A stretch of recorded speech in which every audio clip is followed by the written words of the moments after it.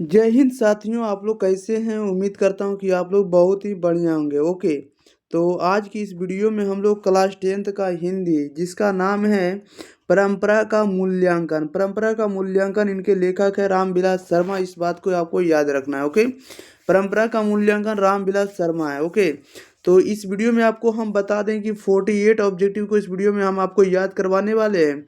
तो आप लोग वीडियो को शुरू से अंत तक बने रहिएगा। अगर आप लोग अपने भाई बहन के पास इस वीडियो को शेयर नहीं किए तो वीडियो को भी एक बार शेयर कर दीजिएगा, ताकि वे लोग भी एग्जाम में बढ़िया स्कोर कर सके। ओके, और साथ ही साथ आप लोग चैनल को भी सब्सक्राइब जरूर कर दीजिएगा। चैनल को भी सब्सक्राइब कर लेना है, ताकि आपको ओरिजिनल ओरिजिनल क्वेश्चन आए तो इस पर आपको सब्जेक्टिव और ऑब्जेक्टिव का आपको आंसर की आपको जल्दी से अपलोड होगा, तो आप लोग जल्दी से जल्दी देकर जाएंगे। ओके, चलिए तो हम लोग स्टार्ट करेंगे, ज़्यादा विलम्ब ना करेंगे। आप लोग प्रत्येक आंसर 5 से 10 सेकंड के अंदर कमेंट बॉक्स के अंदर जरूर बताइएगा। देखिएगा फर्स्ट नंबर क्वेश्चन क्या कर रहा है।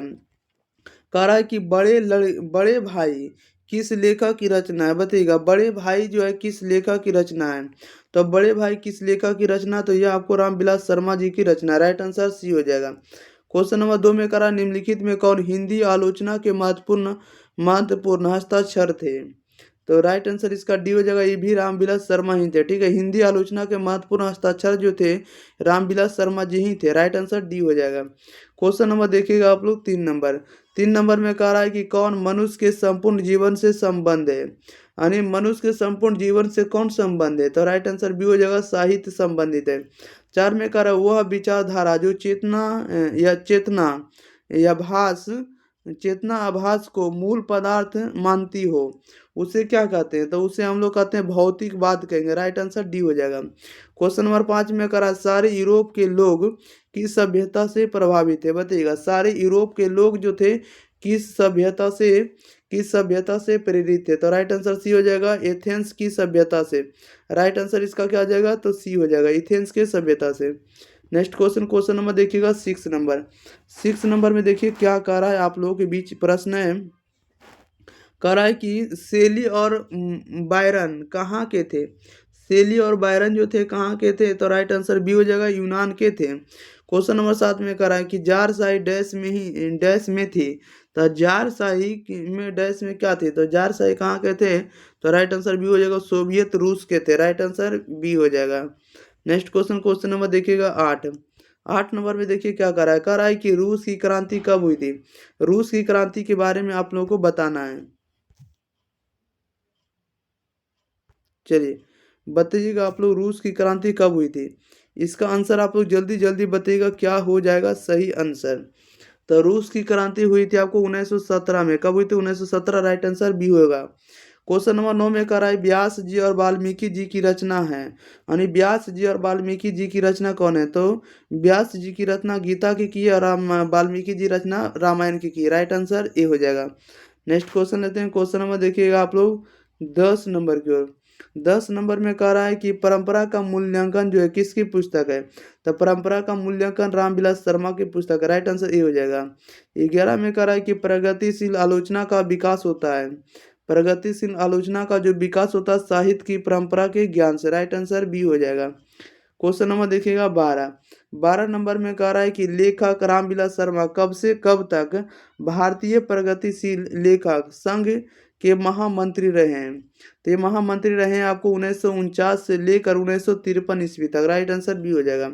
13 में कह रहा है साहित्य सापेक्ष रूप में क्या होता है? साहित्य सापेक्ष रूप में क्या होता है? तो राइट आंसर डी हो जाएगा, स्वाधीन होता है। ओके, नेक्स्ट क्वेश्चन लेते हैं। क्वेश्चन नंबर देखिए 14 नंबर की ओर।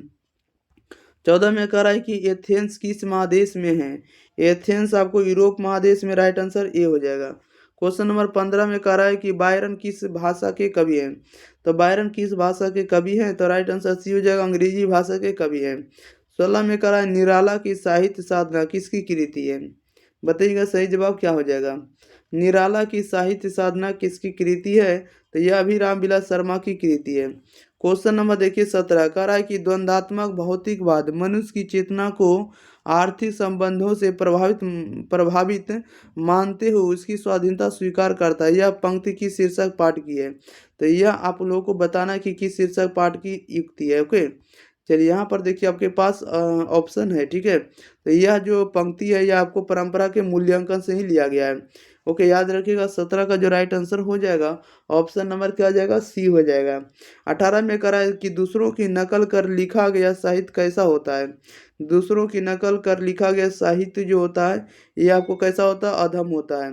19 में करा है कि राफाल लियोनार्डो द विंसी और एंजेलो किसकी देन है। तो यह जो देन है किसकी देन है, तो यह देन आपको इटली की देन है, राइट आंसर सी हो जाएगा। 20 में कह रहा है कि शेक्सपियर कौन थे। तो शेक्सपियर आप लोग को पता होना चाहिए कि शेक्सपियर जो थे नाटककार थे, राइट आंसर ए हो जाएगा। क्वेश्चन नंबर 21 कह रहा है कि निराला की साहित्य साधना कितने खंडों में रचित की गई है। निराला की साहित्य साधना कितने खंडों में रचित की गई, तो 3 खंडों में, राइट आंसर भी हो जाएगा। 22 में कह रहा है कि लेखक रामविलास शर्मा का जन्म कब हुआ। तो लेखक रामविलास शर्मा का जन्म हुआ 10 अक्टूबर 1912 को। 23 नंबर में कह रहा है लेखक रामविलास शर्मा का जन्म कहाँ हुआ। लेखक रामविलास शर्मा का जन्म कहाँ हुआ, तो उच्च गांव सानी में। उच्च गांव कहाँ हुआ, सानी में, राइट आंसर सी हो जाएगा। क्वेश्चन नंबर 24 कह रहा है कि प्रेमचंद्र और उनका युग किनकी रचना है। प्रेमचंद्र और उनका युग जो है किनकी रचना है, तो यह रचना आपको डॉक्टर रामविलास शर्मा जी का, राइट आंसर बी हो जाएगा। 25 में कह रहा है कि जारशाही रूप में सोवियत समाज में पढ़े जाने वाले लोकप्रिय साहित्यकार कौन थे। तो लोकप्रिय साहित्यकार आपको तोल्स्टॉय थे। कौन थे, तोल्स्टॉय, राइट आंसर ए हो जाएगा। क्वेश्चन नंबर 26 नंबर में कह रहा है कि सामाजिक विकास क्रम में समांती सभ्यता की अपेक्षा किस सभ्यता को अधिक प्रगतिशील कहा जा सकता है। किसको कहा जा सकता है, यह कहा जा सकता है पूंजीवादी सभ्यता को। 27 में कह रहा है कि लैटिन कवि कौन है। लैटिन कवि कौन है, तो वर्जिल है, राइट आंसर ए हो जाएगा। क्वेश्चन नंबर 28 में कह रहा है कि तार सप्तक में कितने कवियों की कविताएं संग्रहित है। तार सप्तक में कितने कवियों की कविताएं संग्रहित हैं, तो राइट आंसर आपका डी हो जाएगा। सात कवियों की कविताएं संग्रहित हैं। 29 में कह रहा है कि आगे ने तार सप्तक कब समाप्त किया, बताइएगा आगे ने तार सप्तक कब समाप्त किया।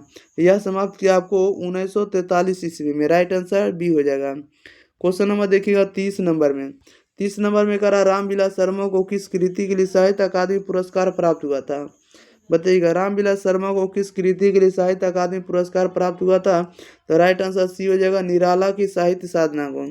31 में कह रहा है मनुष्य और परिस्थिति का संबंध है। मनुष्य और परिस्थिति का संबंध किससे है, तो द्वंद्वात्मक से, राइट आंसर इसका डी हो जाएगा। क्वेश्चन नंबर देखिए 32 नंबर में कह रहा है कि भारतेंद्र हरिश्चंद्र किसकी रचना है। भारतेंद्र हरिश्चंद्र जो किसकी रचना है, तो डॉक्टर रामविलास शर्मा की रचना है। 33 में कह रहा है डॉक्टर रामविलास शर्मा की मृत्यु कब और कहाँ हुई। डॉक्टर रामविलास शर्मा की मृत्यु कब और कहाँ हुई, तो राइट आंसर बी हो जाएगा, 2000 ईस्वी दिल्ली में हुई। ओके, क्वेश्चन नंबर देखिए 34 कह रहा है साहित्य की परंपरा का पूर्ण ज्ञान किस व्यवस्था में संभव है। बताइएगा साहित्य की परंपरा का पूर्ण ज्ञान किस व्यवस्था में संभव है, तो right answer option number c हो जाएगा, समाजवादी व्यवस्था में संभव है।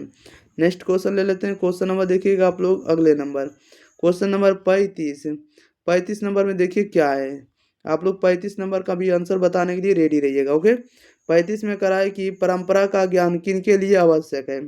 परंपरा का जो ज्ञान है किन के लिए आवश्यक है, तो परंपरा का ज्ञान किन के लिए आवश्यक है, तो जो लकीर के फकीर ना होकर क्रांतिकारी साहित्य की रचना करना चाहे उनके लिए परंपरा का ज्ञान आवश्यक है। जो लकीर के फकीर ना होकर क्रांतिकारी साहित्य की रचना करना चाहे उनके लिए आपको परंपरा का ज्ञान आवश्यक है। ओके, नेसेसरी है। क्वेश्चन नंबर देखिएगा आप लोग 36 नंबर में कहा है कि भारतीय की राष्ट्रीय क्षमता का पूर्ण विकास किस व्यवस्था में संभव है, तो यह जो संभव है आपको समाजवादी व्यवस्था में। क्वेश्चन नंबर 37 में करा लेखक रामविलास शर्मा के गांव का नाम क्या था। लेखक रामविलास शर्मा के गांव का था नाम जो था आपको उच्च गांव सानी था। उच्च गांव सानी बी सही जवाब हो जाएगा। क्वेश्चन नंबर 38 में करा भौतिकवाद का अर्थ भाग्यवाद नहीं किस निबंध की पंक्ति है। बताइएगा कह रहा भौतिकवाद का अर्थ भाग्यवाद नहीं किस निबंध की पंक्ति है, तो यह परंपरा का मूल्यांकन का पंक्ति है, यानी रामविलास शर्मा के द्वारा रचित निबंध का पंक्ति है। 39 में कह रहा परंपरा का मूल्यांकन शीर्षक पाठ साहित्य की कौन सी विधा है, तो यह भी आप लोगों को पता होना चाहिए कि एक प्रकार का निबंध है। ठीक है, परंपरा का मूल्यांकन निबंध है ऐसे। क्वेश्चन नंबर देखिएगा 40 नंबर में करा रामविलास शर्मा एमए पास करने के बाद 1938 ईस्वी में तब कहाँ व्यस्त रहे। बताइएगा रामविलास शर्मा एमए पास करने के बाद 1938 ईस्वी में तब कहाँ व्यस्त हो गए या कहाँ रहे? तो राइट आंसर इसका बी हो जाएगा। क्या हो जाएगा? बी हो जाएगा, शोध कार्य में व्यस्त रहे। 41 में करा रामविलास शर्मा का लेखन है। तो रामविलास शर्मा का जो लेखन है आपको भाषा और समाज है, भारत की भाषा समस्या और विराम चिन्ह है। सभी राइट आंसर डी होगा इनमें से सभी। क्वेश्चन नंबर 42 में करा कि समांती दुनिया में महान कविता के दो ही केंद्र कौन कौन से थे? बताइएगा। समांती दुनिया में महान कविता के दो ही केंद्र कौन कौन से थे? तो राइट आंसर इसका ए हो जाएगा, भारत ईरान थे। ओके। 43 में करा है शर्मा जी ने पुरस्कार की राशि किसे दान स्वरूप दिया? बताइएगा। शर्मा जी ने पुरस्कार की राशि किसे दान स्वरूप दिया? तो दान स्वरूप दिया भारत सरकार को। राइट आंसर सी हो जाएगा। क्वेश्चन नंबर 43 में करा रामविलास शर्मा ने बीए कब पास किया? बताइएगा। कह रहा है कि रामविलास शर्मा ने बीए कब पास किया? तो बीए पास किया 1932 ईस्वी में। राइट आंसर ये हो जाएगा। 45 में करा आदिम का शाब्दिक अर्थ है। तो आदिम का शाब्दिक अर्थ क्या होता है? तो अति प्राचीन। राइट आंसर ये हो जाएगा।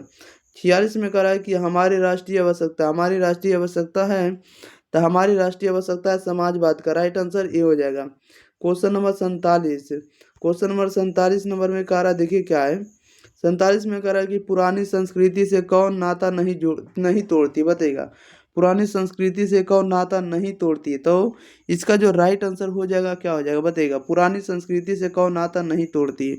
तो 47 का राइट आंसर ये हो जाएगा, समाजवादी संस्कृति। क्वेश्चन नंबर 48 में करा अस्मिता का अर्थ क्या होता है? तो अस्मिता का जो अर्थ होता है पहचान होता है। अस्मिता का अर्थ क्या होता है? पहचान होता है। राइट आंसर सी हो जाएगा। चलिए, तो इस वीडियो में जितना ऑब्जेक्टिव था सभी के सभी ऑब्जेक्टिव हम आपको कंप्लीट कर दिए। तब तक के लिए आप लोग वीडियो को अपने भाई बहन के पास आप लोग जरूर पहुंचाइए, शेयर जरूर करिए। वीडियो को आप लोग स्टेटस व्हाट्सएप और फेसबुक पर जरूर लगा दीजिएगा, ठीक है।